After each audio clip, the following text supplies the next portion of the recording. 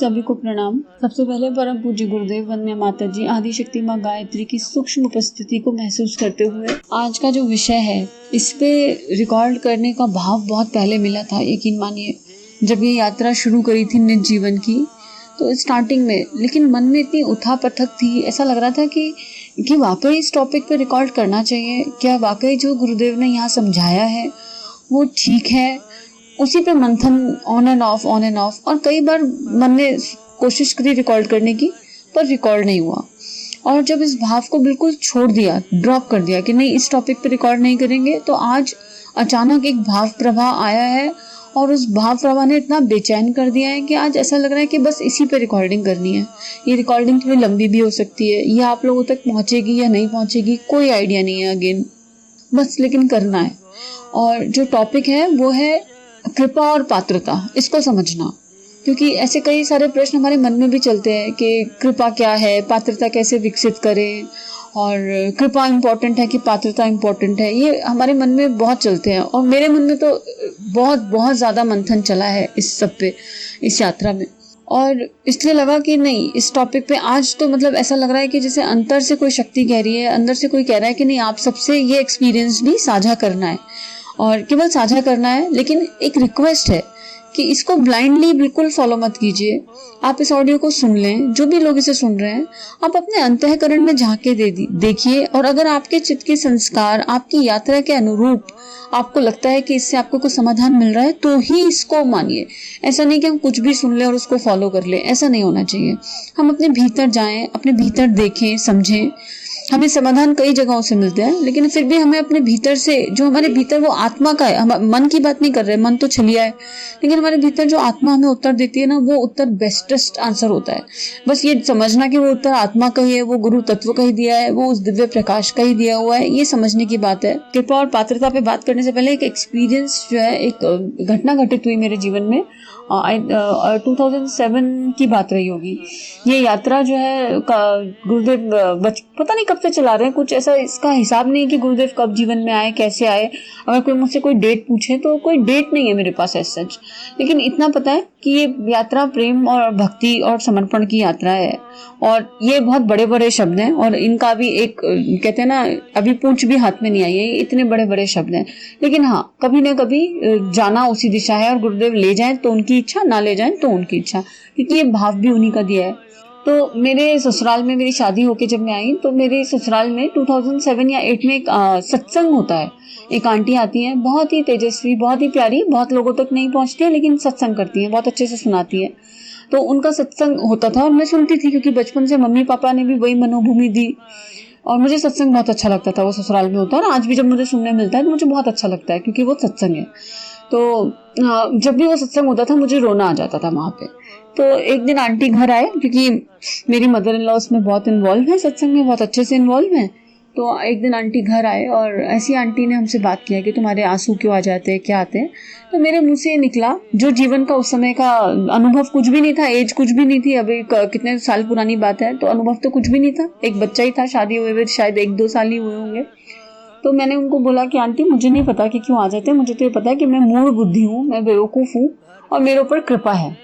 तब वो आंटी ने बड़े सहज शब्दों में ये कहा कि ये भाव मन में होना कि हम मूढ़ हैं, हम बेवकूफ़ हैं, ये ना अहंकार का सूचक होता है। और यकीन मानिए इतना बुरा लगा, क्योंकि फॉल्स ईगो थी ना, तब तक तो चीज़ें गुरुदेव को इतने गहन अध्ययन से इतने अच्छे तरीके से समझा ही नहीं था। तो ना बहुत रोए, बहुत ही ऐसा लगा कि पता नहीं किसी ने क्या कह दिया, फॉल्स ईगो मेरे मैं को बुरा लगा था।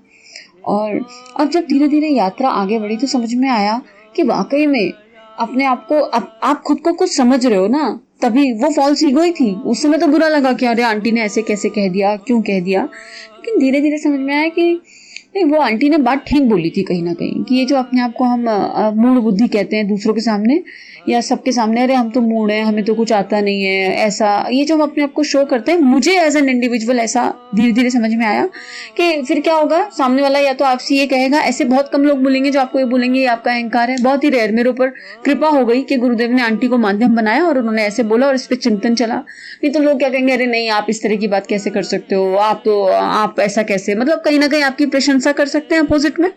और वो प्रशंसा क्या करेगी, आपकी फॉल्स ईगो का पोषण करेगी। तो इसलिए मुझे ऐसा लगा कि हम इस तरह के शब्द एज एन इंडिविजुअल, मुझे अपनी यात्रा में उस समय यही लगा था कि उस समय तो बुरा लगा, लेकिन बाद में समझ में आया कि कहीं ना कहीं आंटी की बात में दम था और बहुत अच्छी बात बोली थी उन्होंने।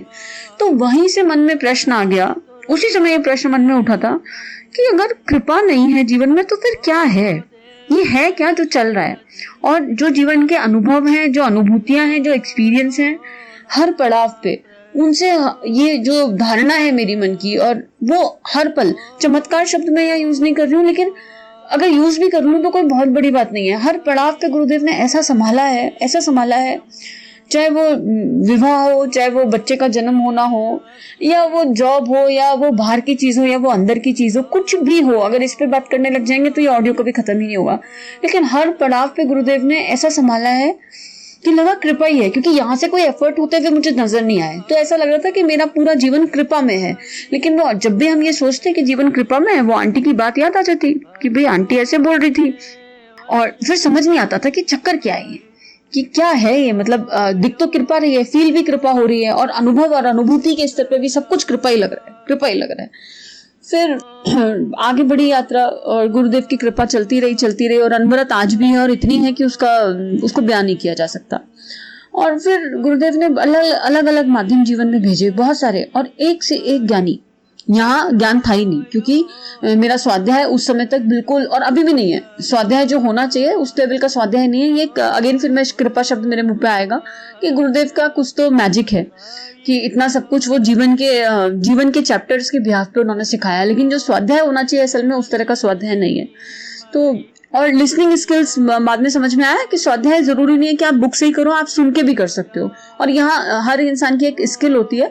तो मुझे ऐसा लगा कि मेरी लिसनिंग स्किल्स जो है गुरुदेव ने थोड़ी बेटर बनाई। तो जो चीज एक बार सुन ली ना, तो उसमें से कुछ एक तत्व निकल गया, तो उसको इम्प्लीमेंट करने की चाह गुरुदेव ने अंदर भरी कि अगर आज तुमने ये सत्संग सुना है तो इस सत्संग में तुम्हारी लर्निंग क्या है, तुम्हारे लिए क्या पॉइंट है, उसको इम्प्लीमेंट करने की चाह गुरुदेव ने भरी। तो बहुत ज्यादा सुना नहीं, मतलब बहुत ज्यादा पढ़ा नहीं, पर जो सुना उसमें से जो तत्व निकला, और ऐसा भी नहीं कि बहुत पढ़ा नहीं, लेकिन जितना होना चाहिए उस लेवल पे नहीं था। तो और बस चल रही थी गाड़ी, और बहुत सुंदर चल रही थी। हर समय ऐसा लगता था गुरुदेव साथ हैं, और आज भी ऐसे ही लगता है कि गुरुदेव हर क्षण साथ हैं, वो जब जो करा दें। मतलब यहाँ तक कि अपनी कमियों को भी गुरुदेव के मत्थे मर दिया था कि आप चाहते हो इसलिए ऐसा होता है, आप गंदी बातें आपको अच्छी लगती होंगी, मेरे अंदर गंदी गंदी चीजें देखना। और आज भी ऐसे ही कहीं ना कहीं होता है जो अनुचित है। मतलब प्लीज इसको ब्लाइंडली फॉलो मत कीजिए। मैंने फिर बोला आपको कि आप अपने अपने एक्सपीरियंस के बिहाफ पे होता है। और फिर बहुत सारे ज्ञानी आए जीवन में, एक्सट्रीम ज्ञान, एक्सट्रीम नॉलेज, एक्सट्रीम ज्ञान, और सबने पात्रता पे जोड़ दिया। और बिलीव कीजिए इस विषय पे मेरी कई लोगों से बहुत सारी बातें हुई, बहुत सारी बातें, और हर कोई पात्रता पे जोर दे रहा था। कोई भी एक मुझे ऐसा नहीं मिला जिसने कृपा को महत्व दिया हो। महत्व दिया, लेकिन कृपा के बाद पात्रता को भी महत्व दिया। बोले नहीं, पहले पात्रता है फिर कृपा है। हर किसी ने पहले पात्रता की बात की और फिर कृपा की बात की, और ये बात ना अंदर उतर नहीं रही थी, आत्मा को नहीं उतर रही थी। और कई लोगों से बात करने के बाद ये समझ में आया कि ये तर्क का विषय नहीं है, ये चिंतन का विषय है, और इसका जो जवाब है ना वो भीतर से ही आएगा। वो प्रकाश भीतर ही जागृत होगा जब गुरुदेव की इच्छा होगी, और इसका उत्तर भीतर से ही आएगा।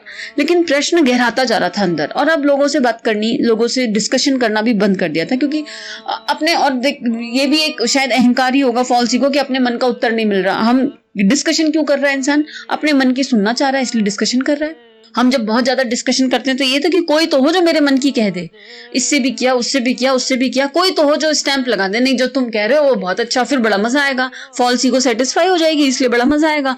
पर यहाँ कोई ऐसा कहने को तैयार नहीं है, तो फॉल्स ईगो को भी सेटिस्फेक्शन नहीं मिल रहा। देखो अहंकार की लेयर भी गुरुदेव ने इस यात्रा में कितनी दिखाई।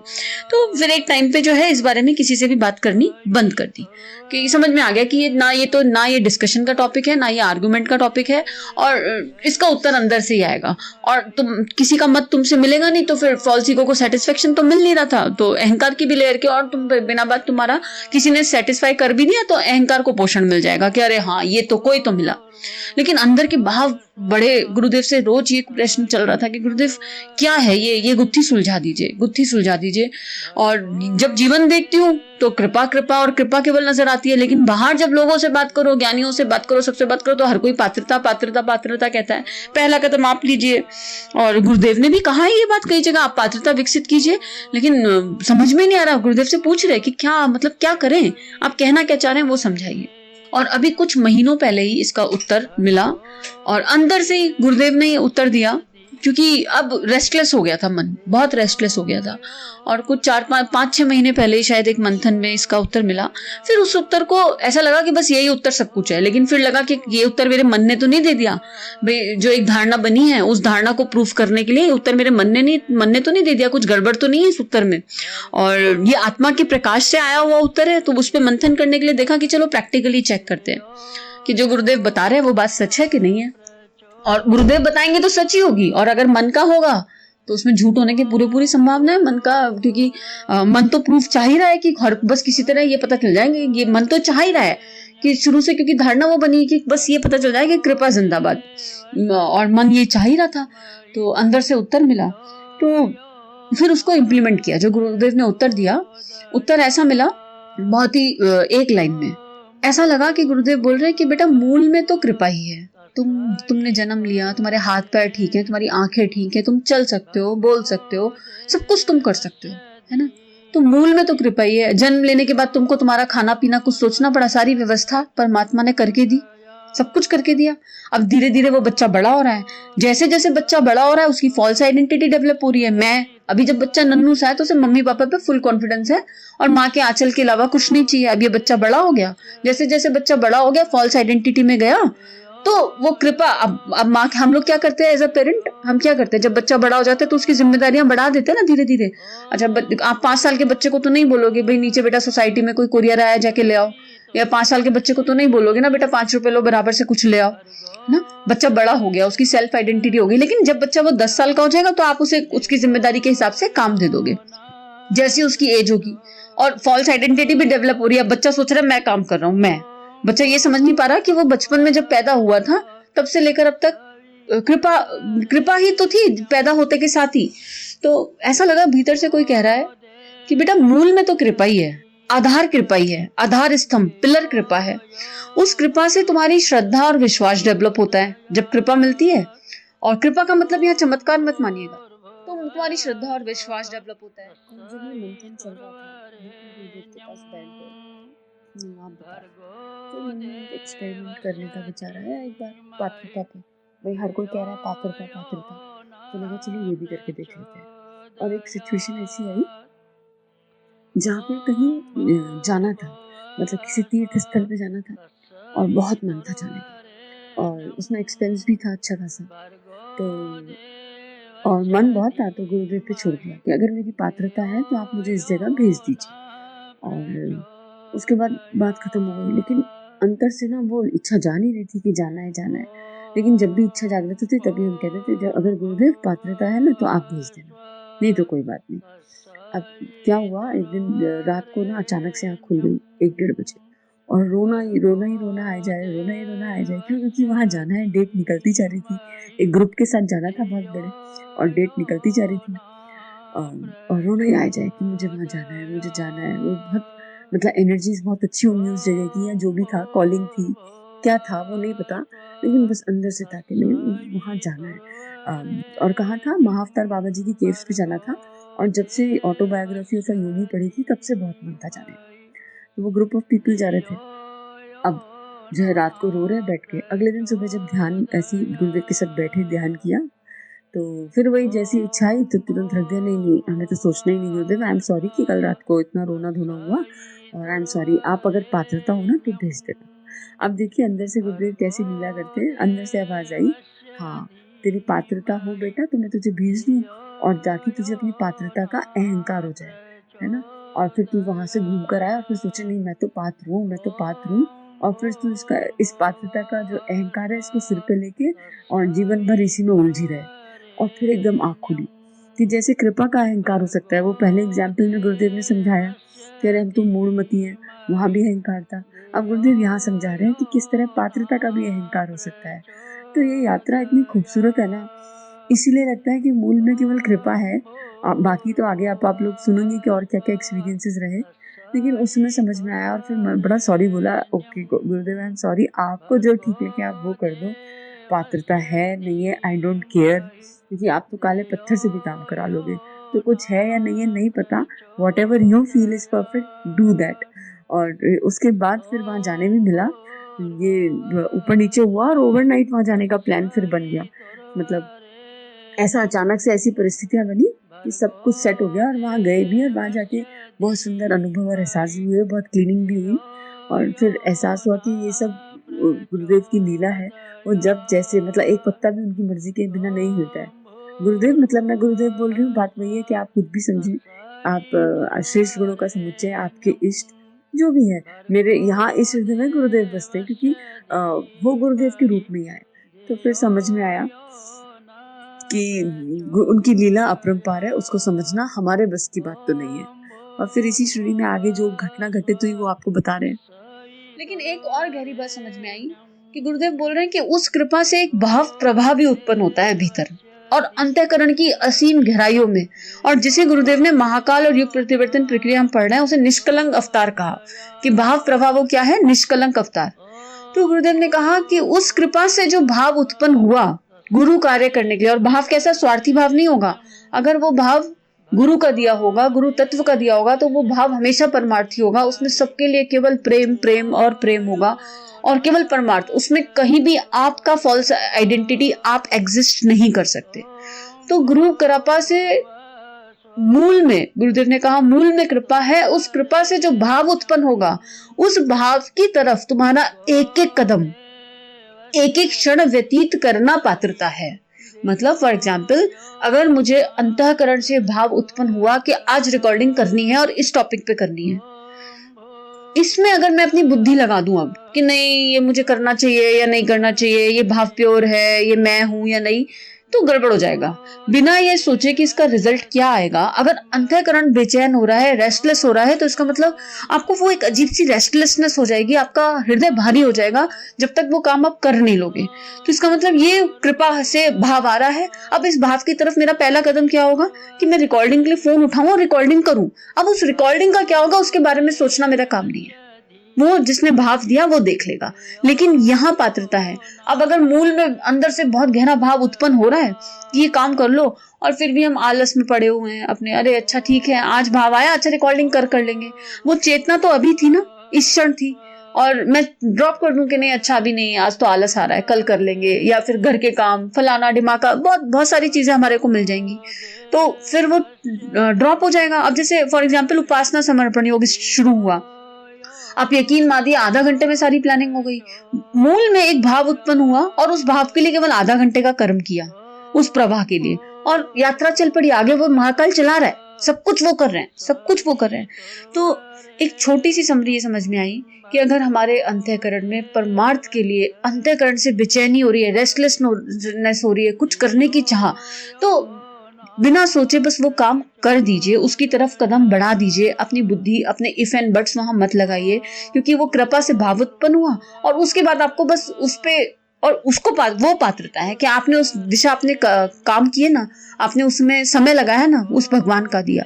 दूसरा उत्तर ये मिला कि अपने समय का, अपना समय भी शब्द गलत है, उस परमात्मा के दिए हुए समय का एक एक क्षण उसका सदुपयोग अगर आप उस परमात्मा की सृष्टि के लिए के लिए कर पा रहे हो, उस मतलब उस पर बस हर समय प्रभु का स्मरण, उसके अकॉर्डिंग जीवन जी पा रहे हो, तो वो पात्रता है कि आपने एक क्षण भी। और यहाँ मैं तो 100% फेल हो गई जब मैं, और यही मेरा इम्प्लीमेंटेशन था, यही मेरा चेकिंग चल रहा था पिछले 5-6 महीने से। मैंने जब देखा समय का हिसाब किताब तो बिल्कुल ऐसा लगा कि 100% फेल स्थिति है और 24 घंटे का सदुपयोग तो नहीं हो पाता है। और मन भागता भी है, इंद्रियां भाग जाती हैं, कभी यहाँ रस ले रही हैं, कभी वहां रस ले रही हैं।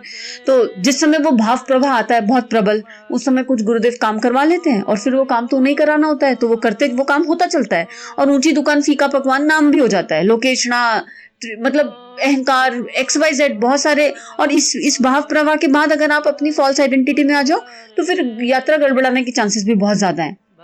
केवल वो कृपा से संभाल सकते हैं।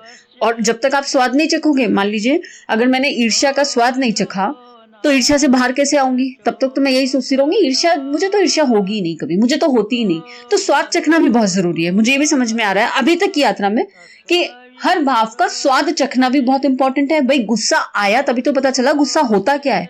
फिर उससे बाहर आने का जो यात्रा होती है, भाई हमें पता चल गया अब ये मैल हमारे अंदर है, अब इस मैल को गुरु चरणों में रखा, जप रूपी साबुन को घिसा, प्रभु से अनंत प्रार्थना करी और हर पल हर क्षण चेक लगाया कि इस क्षण क्या मैं, मेरा एक एक भाव गुरु इच्छा अनुसार है, जो गुरुदेव ने चेकलिस्ट दी, जो गुरुदेव ने बोला आत्मा के मूल गुण, क्या ये इस पल का भाव उस अनुसार है? अगर नहीं है, जिस क्षण आपको लग जाए कि नहीं है, अब बस उसी क्षण पे काम करना, वो पात्रता है।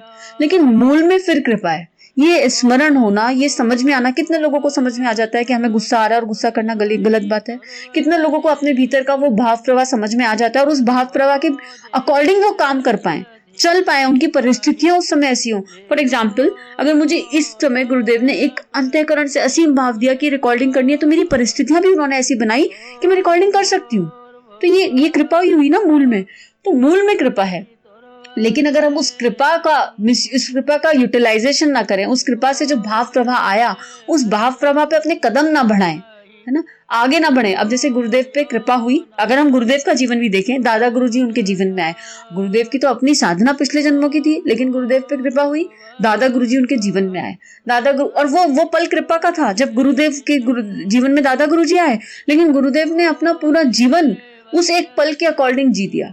उस एक पल के अकॉर्डिंग दादा गुरुजी ने बोला 15 साल के एक बच्चे से तुमको 24 साल साधना करनी है, 24 लाख के महापुरुषन करने हैं, नमक नहीं खाना, मीठा नहीं खाना, और क्या करना है, गाय को जो खाना खिलाते हैं उसके गोबर से जो जौ निकलेगा उसके अकॉर्डिंग जीवन उसको खाना है केवल।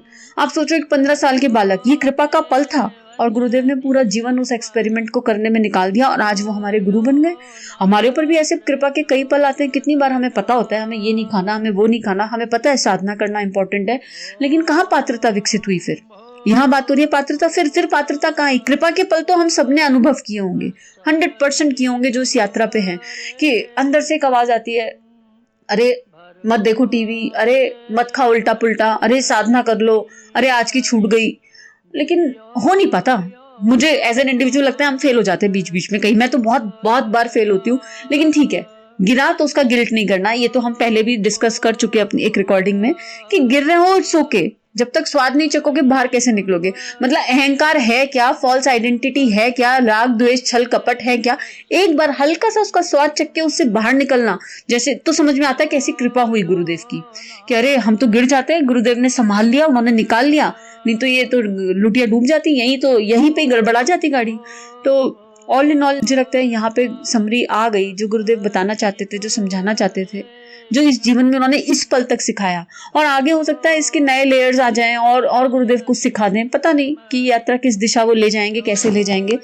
तो यही समझ में आया कि मूल में कृपा है, लेकिन अगर कृपा से आपके अंदर कोई अंतःकरण में भाव उत्पन्न हो रहा है तो उस पर संशय मत कीजिए। वो भाव उनका दिया हुआ है, ये आपको खुद पता चल जाएगा और 100% पता चल जाएगा। क्योंकि कई बार ऐसा होता है जब हम कुछ करना चाह रहे होते हैं तो वो नहीं होता, लेकिन जब वो चाहते हैं तो वो काम सहजता से हो जाता है। अब जैसे यही रिकॉर्डिंग है, मैंने बोला ना, ये रिकॉर्डिंग करने का भाव बहुत पहले मन में था कि करनी है। ये शायद 2nd या 3rd रिकॉर्डिंग होनी चाहिए थी आइडियली, लेकिन नहीं हुई, रिकॉर्ड नहीं हुई। और आज पॉसिबल ही नहीं था कि रिकॉर्ड ना करी जाए, ये इस टॉपिक पे बात ना की जाए। तो हमें खुद से वो पता चल जाएगा, हमारी आत्मा में वो प्रकाश, वो एक कहते हैं ना, एक अनुभव वो जागृत हो जाएगा, जो हमें कहेगा नहीं ये काम तो अभी होना ही चाहिए, ये तो कर लो बस। तो हम सबने कहीं ना कहीं, अगर हम उपासना, अगर आप जप रूपी साबुन घिस रहे हैं और अगर आपका विश्वास जागृत हो गया है, अगर आपके अंदर श्रद्धा का बीज है, और डेफिनेटली हम सब में वो है, तो कृपा से उत्पन्न किसी भी भाव को ड्रॉप मत कीजिए और उसकी बस जांच पड़ताल कर लीजिए कि वो कृपा से उत्पन्न है या नहीं। और वो आपको आपके अंतःकरण बता देगा। वो किसी से पूछने की जरूरत नहीं है, किसी से कहने की जरूरत नहीं है। आपके भीतर बैठा आत्मा का प्रकाश आपको बता देगा कि ये कृपा से उत्पन्न भाव है, क्योंकि वो परमार्थी भाव है।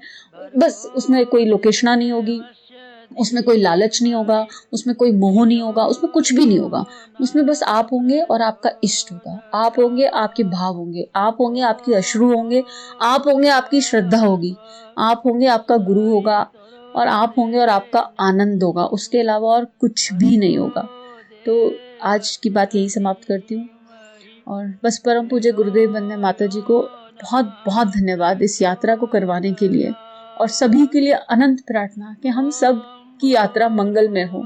इसी भाव से ओम शांति ही शांति ही शांति ही। सभी को प्रणाम।